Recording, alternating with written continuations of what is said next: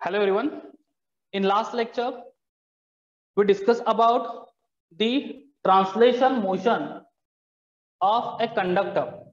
Okay, म्हणजे जर आपण कंडक्टर एका लिनियर वेलोसिटीने मूव्ह केला त्या मॅग्नेटिक फील्ड मधून, ओके, तर त्या कंडक्टर मध्ये ईएमएफ इंड्यूस होतो.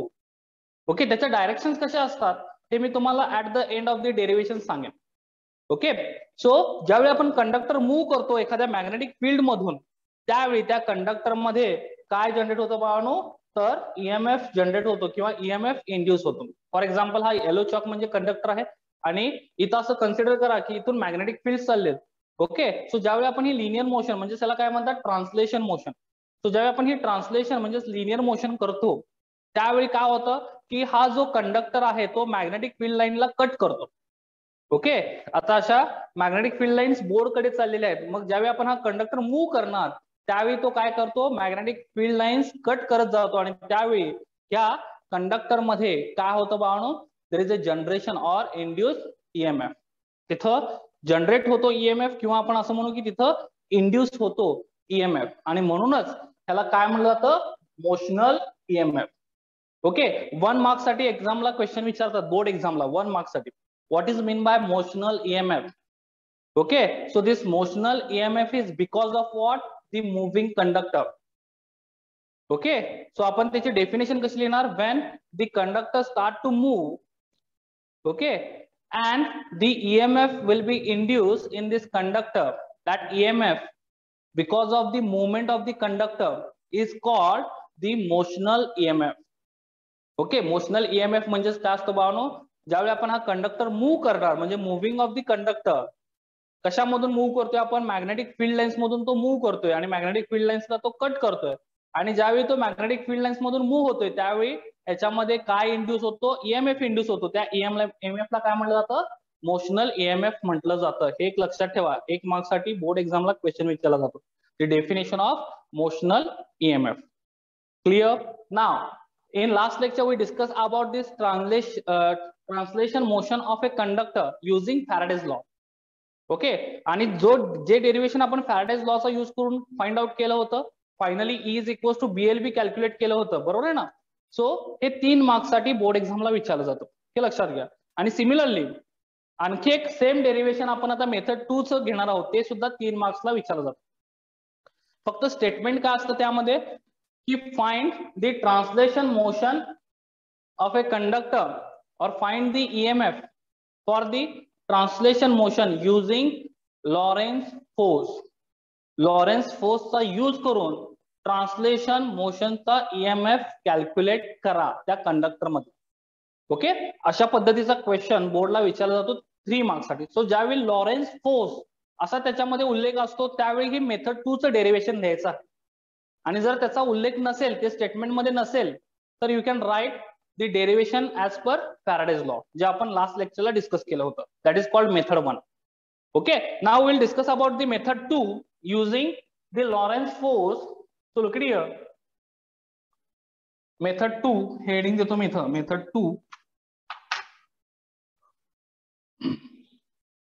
फक्त आता आपल्याला इथे मेथड 2 मध्ये रेल कन्सिडर करायची नाहीये, म्हणजे फ्रेम कन्सिडर नाही करणार आहोत आपण. We are going to consider here directly the magnetic field lines. Magnetic field बघा मी क्रॉस ड्रॉ केलंय, म्हणजे इनवर्ड डायरेक्शन मध्ये मॅग्नेटिक फील्ड असेल. ओके, बोर्डच्या आतमध्ये मॅग्नेटिक फील्ड चाललेली आहे. ओके, बोर्डच्या आतमध्ये इनवर्ड डायरेक्शन मध्ये. Okay, so there is a inward direction magnetic field. आता याच्यामध्ये मी एक कंडक्टर घेईन. So look it here, this is the conductor. Okay, हा कंडक्टरचा रॉड आहे, त्याला पॉइंट P म्हणूया आणि हा पॉइंट Q आहे. ओके, आणि हा कंडक्टर आपण मूव्ह करतोय with constant velocity V. Okay, constant velocity V ने तो मूव्ह करतोय आणि ह्या कंडक्टरची लेंथ काय आहे बाळांनो, तर L. The length of this conductor is L. Okay, आता बघा ह्या कंडक्टरची लेंथ L आहे आणि तो आपण ह्या मॅग्नेटिक फील्ड मधून कॉन्स्टंट वेलॉसिटी मध्ये मूव्ह करतोय आणि ज्यावेळी हा कंडक्टर बाळांनो मूव्ह होईल, obviously it will be induce the EMF because it is start to cut the magnetic field lines. तो हा काय करेल, मॅग्नेटिक फील्ड लाईन्स कट करायला स्टार्ट करेल आणि त्यामुळेच काय होईल भावना, याच्यामध्ये इंड्यूस ईएमएफ होईल. Okay, so there is a induce EMF in this conductor. आता त्याच्यामध्ये पॉझिटिव्ह चार्ज कुठं असणार आहे, निगेटिव्ह चार्ज कुठं असणार आहे हे पण मी तुम्हाला सांगणार आहे, पण at the end of this derivation. Okay, आणि ते कसं फाइंड आउट करायचं, याच्या रिलेटेड पण प्रॉब्लेम्स विचारतात जेईई आणि नीटला.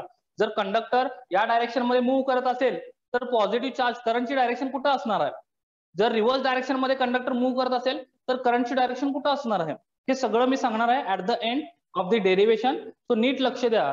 जसं आपण लास्ट लेक्चरला ईएमएफ कॅल्क्युलेट केला होता, आपल्याला डेरिव्हेशनचं फायनल आउटपुट माहिती आहे, इज इक्वल्स टू आपण काय कॅल्क्युलेट केलं होतं, BLV. So using this method too, we can also calculate this EMF. E for EMF is equals to what, B into L into V. B for magnetic field, L for the length, and V for the velocity. Is it clear to all of you? So in this derivation, again we can consider here, we can consider the magnetic field lines. These are the inward to this board. Magnetic field lines कुठे आहेत, या बोर्डच्या आतमध्ये चालले. Velocity कुठे आहे, तर x axis वर आहे, म्हणजे या बोर्डच्या प्लेन मध्ये वेलॉसिटी आहे. ओके, कंडक्टरची लेंथ कुठल्या डायरेक्शन मध्ये आहे, तर वाय ऍक्सिस, वाय डायरेक्शन मध्ये. बघा नीट, कंडक्टरच्या लेंथची डायरेक्शन कुठं आहे, तर वाय ऍक्सिस वर आहे. मोशन कुठं आहे, वेलॉसिटीची एक्स ऍक्सिस वर आहे. आणि ज्या मॅग्नेटिक फील्ड लाईन्स आहेत त्या कुठं आहेत, झेड ऍक्सिस वर आहेत. आणि these are perpendicular to each other. These are perpendicular to each other. So आपण जी इथं कंडिशन घेणार आहोत, यामध्ये सगळे म्हणजेच काय, magnetic field lines, length of conductor and the velocity are perpendicular to each other. So I can write here a statement here, the magnetic field, then length of conductor and the velocity are perpendicular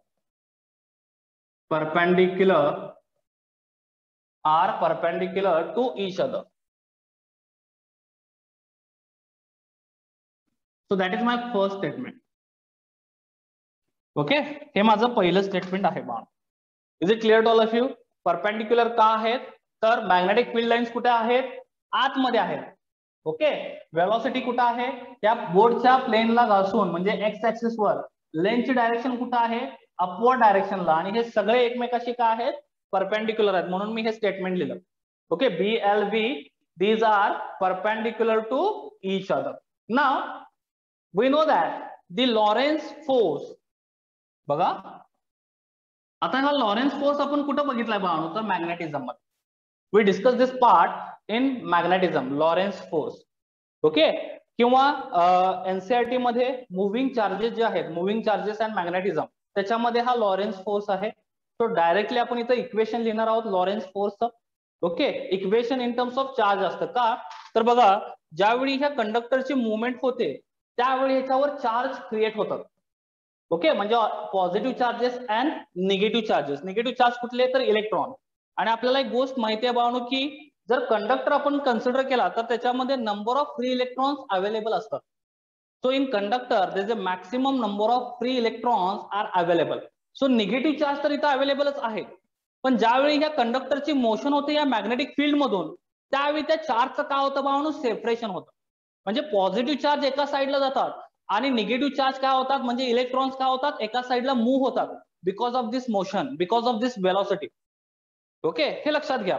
कधी ते move होतात, ज्यावेळी ती velocity constant वेलॉसिटीने आपण काय करतो, हा conductor काय करतो, मूव्ह करतो त्या मॅग्नेटिक फील्ड लाईन्स मधून, त्यावेळी त्या चार्जचं सेपरेशन व्हायला स्टार्ट होतं. Positive charges move to other side आणि negative charges move to another side. हे लक्षात घ्या, दोन्ही वेगवेगळ्या दिशेने काय होतात, मूव्ह होतात. आता आपण असं कन्सिडर करूया की यामध्ये निगेटिव्ह चार्जेस जे आहेत कंडक्टर मधले, ते बॉटमला म्हणजे क्यू पॉईंट कडे मूव्ह होत आहेत, आणि जे काही पॉझिटिव्ह चार्जेस आहेत ते कुठे मूव्ह होत आहेत, पी पॉईंट कडे मूव्ह होत आहेत. म्हणजेच काय होतं की ऍट द एंड ज्यावेळी आपण याची मुवमेंट स्टार्ट करणार, ज्यावेळी तो एंड पोझिशनला येईल, फायनल पोझिशनला येईल, त्यावेळी बाळांनो ह्या पी पॉईंट मध्ये पॉझिटिव्ह चार्ज असेल आणि ह्या क्यू पॉईंट मध्ये निगेटिव्ह चार्ज असेल, बिकॉज ऑफ दॅट इलेक्ट्रॉन्स. लक्षात आलं, सगळे इलेक्ट्रॉन्स मूव्ह झाले क्यू पॉईंट कडे, म्हणून इथं निगेटिव्ह चार्ज असेल, आणि सगळे पॉझिटिव्ह चार्ज मूव्ह झाले पी कडे, म्हणजे सगळे इथं काय असणार आहेत, पॉझिटिव्ह चार्जेस असणार आहेत at the point P. And that means it's look like as a battery.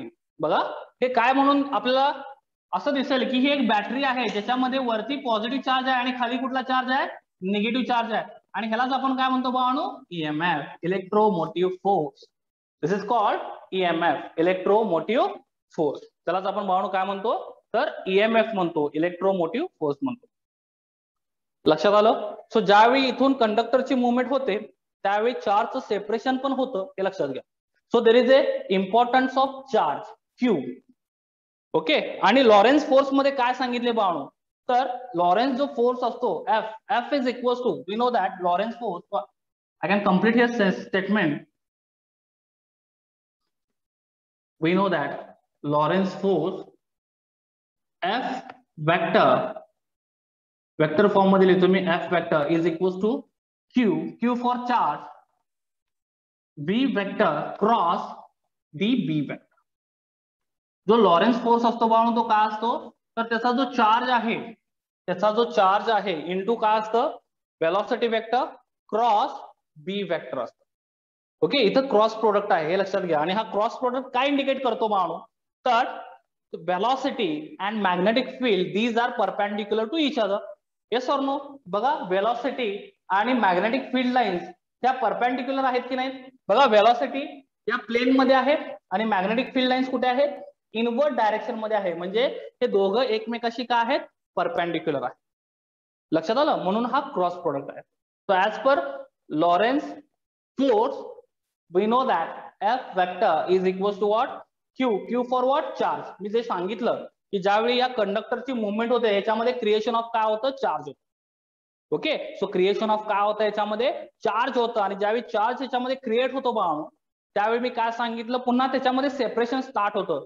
आणि म्हणूनच आपल्याला तिथं काय मिळतो, ईएमएफ मिळतो across this conductor. Okay. So there is a possibility और we can say there is a responsibility of what, a charge also. Okay. म्हणजे ह्या कंडक्टर मध्ये जो रिस्पॉन्सिबल फॅक्टर आहे तो काय आहे बाळांनो, चार्ज सुद्धा आहे, हे लक्षात घ्या. म्हणून as per Lorentz force equation the F vector is equals to what, Q for charge, v vector cross b vector, v for velocity and B for magnetic field. Is it clear to all of you? हा part कळाला. Okay. आता बघा next, आपल्याला माहिती आहे जर हे मी equation simplify केलं म्हणजे याची मॅग्नेट्यूड फाइंड आउट केली तर मला मॅग्नेट्यूड काय मिळेल सांगा. याची मॅग्नेट्यूड काय मिळेल बघा. याची मॅग्नेट्यूड जर मी फाइंड आउट केली या फोर्सची तर मला काय मिळेल, the magnitude of this force vector F. आता इथं काय होईल, क्रॉस प्रोडक्ट आहे. ओके. क्रॉस प्रोडक्ट मला कॅन्सल आउट करायचं आहे तर काय कुठलं काय घेणार मी, साइन घेणार की कॉस घेणार, पटकन सांगा. You can take here sine और कॉस. मॅग्नेट्यूड घेताना क्रॉस प्रोडक्टची आपण काय घेतो, साइन घेतो की कॉस घेतो बाळांनो. क्रॉस प्रोडक्ट आहे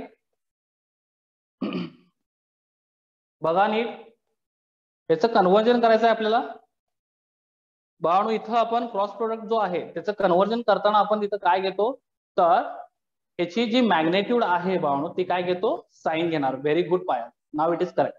ओके. आपण त्याची मॅग्नेट्यूड कॅल्क्युलेट करताना काय घेतो, साइन घेतो. So look it here, I can directly right here magnitude v into Q into v into b into sine theta into sine theta. आता मला सांगा थिटा काय असणार आहे. Theta means what, the angle between this velocity and magnetic field lines. बरोबर आहे की नाही. थिटा म्हणजेच काय बाळांनो, वेलोसिटी आणि मॅग्नेटिक फील्ड लाईन्स मधला अँगल आहे.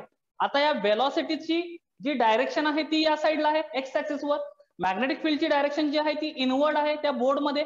म्हणजे दोन्ही परपेंडिक्युलर आहेत. म्हणजे अँगल किती झाला, त्या दोघांमधला अँगल किती झाला बाळांनो, 90 डिग्री. व्हेरी नाईस बेटा.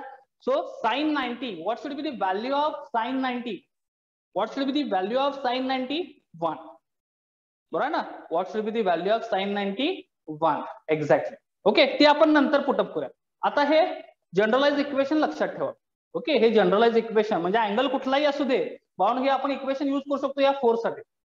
Is it clear. आता आपण इथं 90 डिग्री अँगल कन्सिडर केलाय. का कन्सिडर केलाय, कारण बी एल बी हे परपेंडिक्युलर आहेत, म्युच्युअली हे एकमेकाशी परपेंडिक्युलर आहेत म्हणून आपण इथं 90 डिग्री कन्सिडर करतोय. पण हे जनरलाइज इक्वेशन आहे, आपण कुठलाही अँगल कन्सिडर करू शकतो using this equation for the force. Okay. ते आपण नंतर पुटअप करूया. आता नेक्स्ट थिंग मला सांगा की वर्क डन म्हणजे काय असतं. What is mean by work done. Work done म्हणजे काय असतं पटकन सांगा. Work done is equal to काय असतं. हे सगळं झालेलं आहे बाळा आपल्याला. So I can call it equation number 1. So now we know the work done.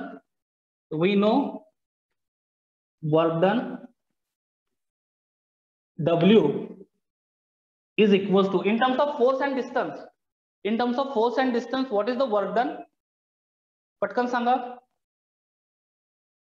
In terms of force and distance, what is the work done.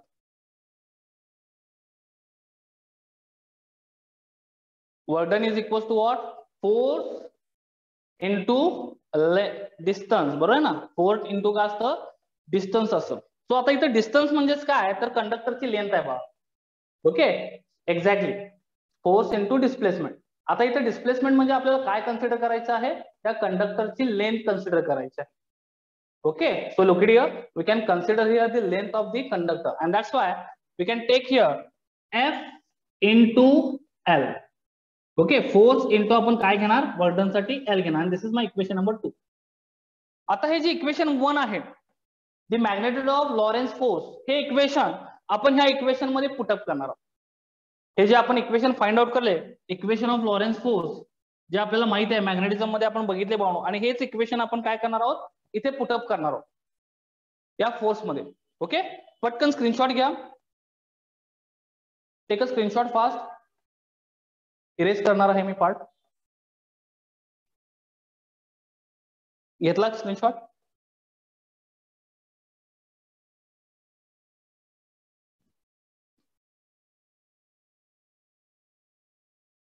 Take a screenshot.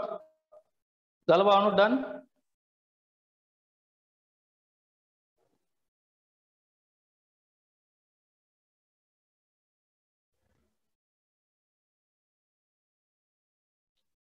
So look at here. The next part we are going to put now this equation 1 in equation 2. What we are getting simply आपल्याला equation 1 equation 2 मध्ये put करायचं आहे. तर आपल्याला काय मिळेल बाळांनो work done W is equals to look at here work done W is equals to we are getting F का आहे Q into V into B sin theta into काय करायचं आहे पुन्हा आपल्याला L. इक्वेशन 1 आपण इक्वेशन 2 मध्ये पुट केलं. तो इथं लिहितो मी equation 1 put in equation 2. Okay मला हे इक्वेशन मिळालं. So this is my equation number 3. Okay हे माझं इक्वेशन नंबर 3 आहे. आता मला सांगा what is EMF as per current electricity और मुव्हिंग चार्जेस. ईएमएफ काय असतो is equals to in terms of work done and charge. Okay EMF आपण बघितला होता भावनो करंट इलेक्ट्रिसिटी जो टॉपिक होता तुमचा 11th मध्ये त्यामध्ये आपण ईएमएफ ऑलरेडी बघितलेला आहे आणि तो ईएमएफ ई म्हणजे ऍक्च्युअली तुम्ही तिथं व्ही घेतला असाल व्होल्टेज घेतला असाल किंवा ई पण घेतला असाल. EMF E is equals to what the work done upon charge. काय असतं वर्क डन अपॉन चार्ज असतं. So I can write here equation for EMF. Look it here EMF E is equals to what the work done W for work done upon the charge Q. So this is my equation number 4. This is my equation number 4. Now putting equation 3 in equation 4. बघा equation मी 3 equation 4 मध्ये put करतो. Equation 4 what we get EMF is equals to Q V B sin theta into L upon the Q get cancelled. Q get cancelled. So that's why EMF E is equals to what we are getting V B sin theta L. आता हा theta म्हणजेच काय म्हणून मी सांगितलं मगाशी the angle between what the velocity and the magnetic field आणि हा theta किती आहे 90 डिग्री आहे. So I can write here reason theta is equals to 90 degree. So that's why this sin 90 is equals to what 1. Okay sin 90 is equals to what 1 and we are getting the final equation. Look here काय equation मिळालं मग आपल्याला EMF साठी E is equals to it is BLV. जे आपल्याला last time equation मिळालं होतं बघा, VLV, तेच इक्वेशन मिळालंय का बघा, VLV. आपण काय पुट केलं, sine theta is equals to काय पुट केलं, theta is equals to 90 put केलं. So sine 90 is equals to काय झालं 1. So we are getting this equation, final equation. EMF, motional EMF is equals to what, BLV. Is it clear? समजले सगळ्यांना? याच्यात काय doubt आहे? So हे जे वरचं इक्वेशन आहे बाळांनो, this is generalise equation. You can use here any angle. Okay, हे जे इक्वेशन मी इथं लिहिलेलं आहे, EMF is equals to VB sine theta L, हे जनरलाइज इक्वेशन आहे. यामध्ये तुम्ही थिटा काहीही पुट करू शकता. जर 45 डिग्री अँगल असेल वेलोसिटी आणि मॅग्नेटिक फील्ड मधला, ओके, असू शकतो. त्यानंतर जर 90 डिग्री असेल किंवा जर 50 डिग्री असेल, whatever angle is there, you can put there value. Okay, so this is generalise equation. हे जे वरचं इक्वेशन आहे जिथं साइन थिटा आहे ते जनरलाइज इक्वेशन आहे.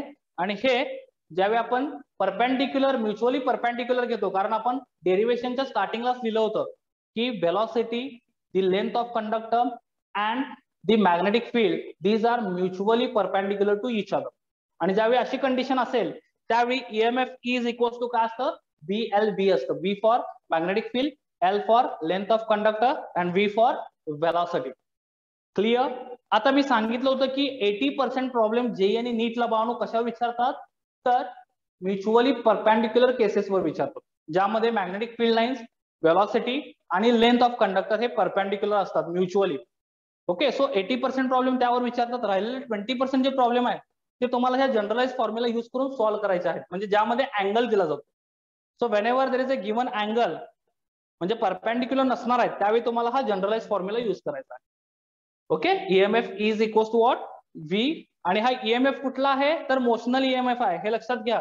हा EMF कुठला आहे, motional EMF.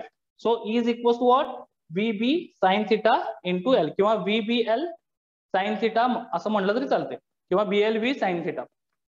Okay, is it clear? Derivation का आलं? Take a screenshot fast. So this is method 2. Take a screenshot fast using Lorentz force. Okay, Lorentz फोर्सचा यूज करून ही मेथड 2 आहे. बघा, दोन्ही डेरिव्हेशन मध्ये आपल्याला सेम इक्वेशन मिळेल. आता नाव डायरेक्शन, महत्वाचा क्वेश्चन की JEE नीटला विचारतात की बाळांनो की आता ह्याचा करंटची डायरेक्शन कशी असेल, त्यासाठी तुम्हाला फ्लेमिंग राईट हँड रूल माहित पाहिजे. So we know that Fleming right hand rule, जर 4 फिंगर काय इंडिकेट करत असेल, the magnetic field lines. Okay, आणि जर थंब इंडिकेट करत असेल the direction of velocity, so this middle finger indicates the direction of current. बघा, the Fleming's right hand rule काय आहे की 4 finger indicates the magnetic field line. Okay, the thumb indicates the velocity of that conductor, the velocity of that rod, and the middle finger indicates the direction of induced current. So this is Fleming right hand rule.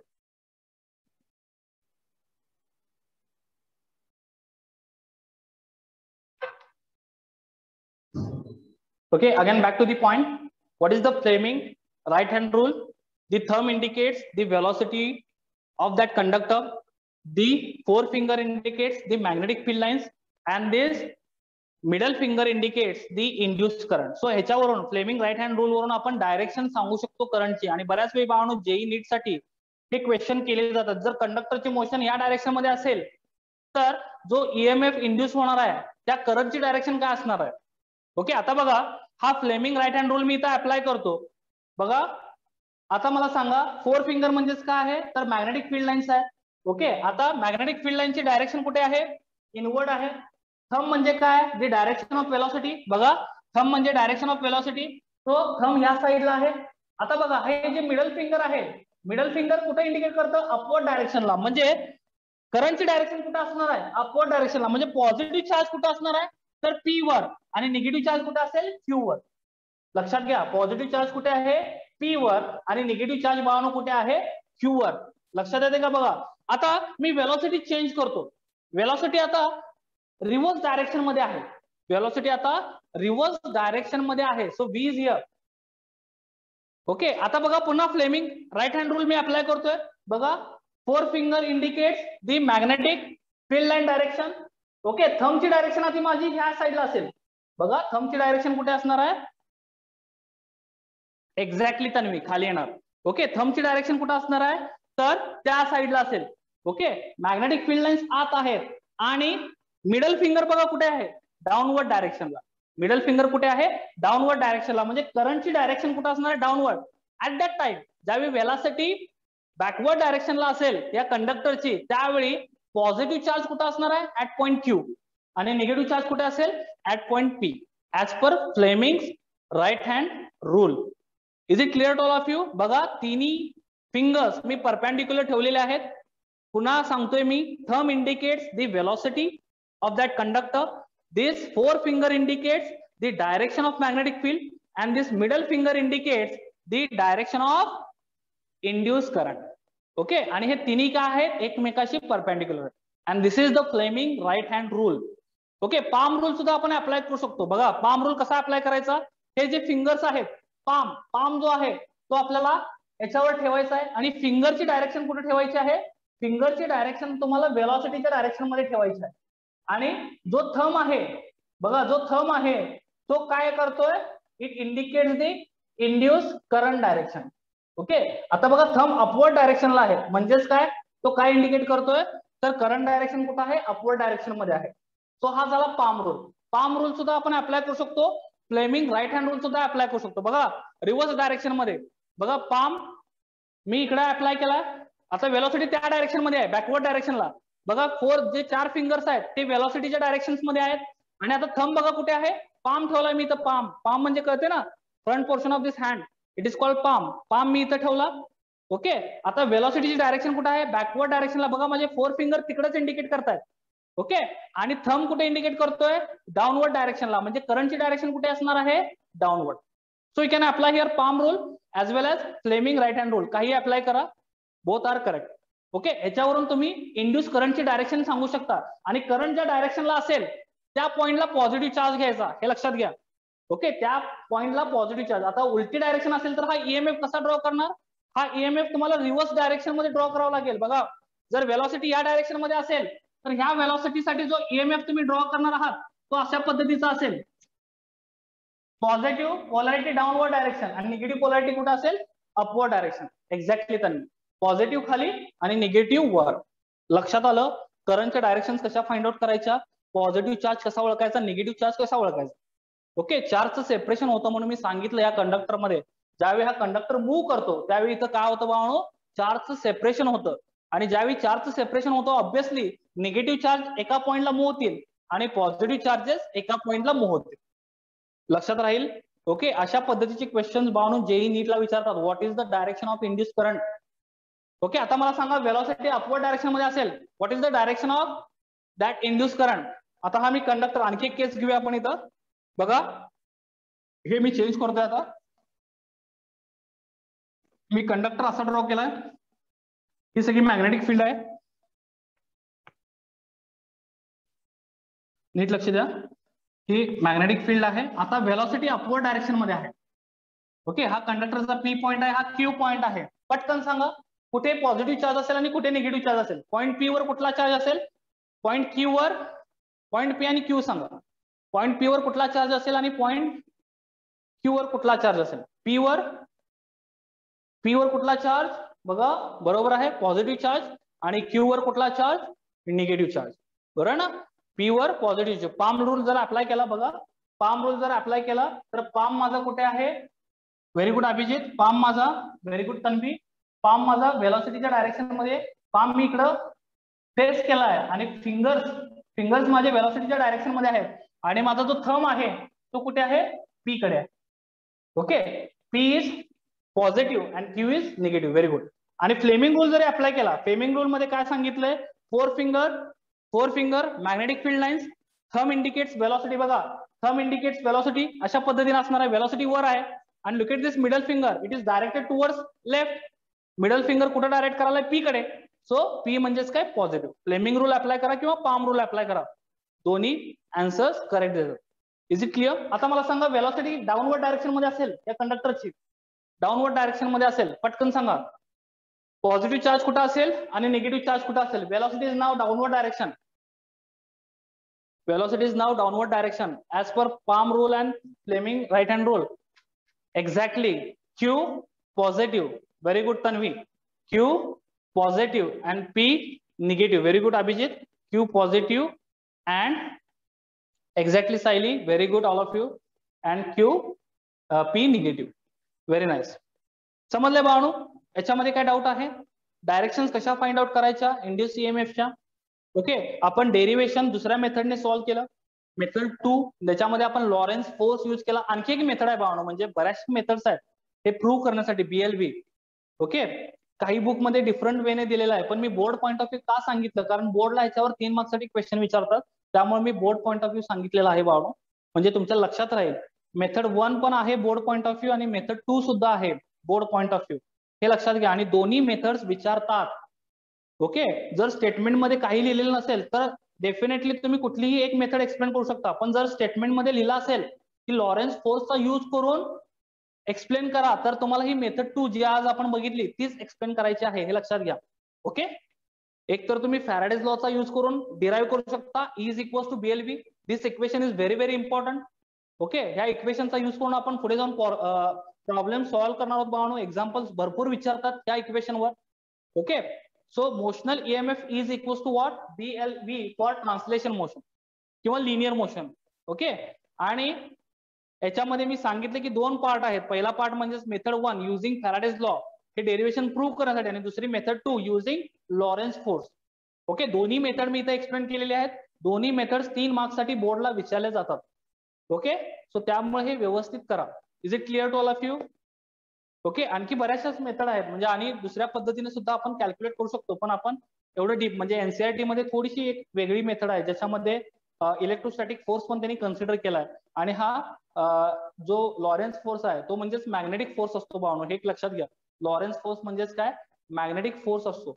So magnetic force आणि electrostatic force या दोघांचं कंबायनेशन करून NCERT मध्ये derivation आणि final डेरिव्हेशनचा output हेच आहे BLV. पण मी हे बोर्ड पॉईंट ऑफ व्ह्यू का सांगितलं, कारण ह्याच्यामध्ये तुम्हाला क्वेश्चन विचारले जातात. आणि एनसीईआरटी मध्ये जेई आणि नीट साठी काय महत्वाचं आहे? फक्त हे इक्वेशन. डेरिव्हेशन विचारणार आहेत का जेई नीटला? नाही, फक्त हे इक्वेशन महत्वाचं आहे. आणि जे मगाशी मी जनरलाइज इक्वेशन सांगितलं हे एक लक्षात ठेवा, ज्यावेळी अँगल वेगवेगळ्या असतील त्यावेळी, म्हणजे परपेंडिक्युलर नसणार आहेत. 80% प्रॉब्लेम हे परपेंडिक्युलरवरच असतात, पण काही केसमध्ये परपेंडिक्युलर नसतात, तिथं अँगल दिले जातात, त्यावेळी तुम्हाला हे इक्वेशन यूज करायचं आहे, generalize equation. Is it clear? Any doubt?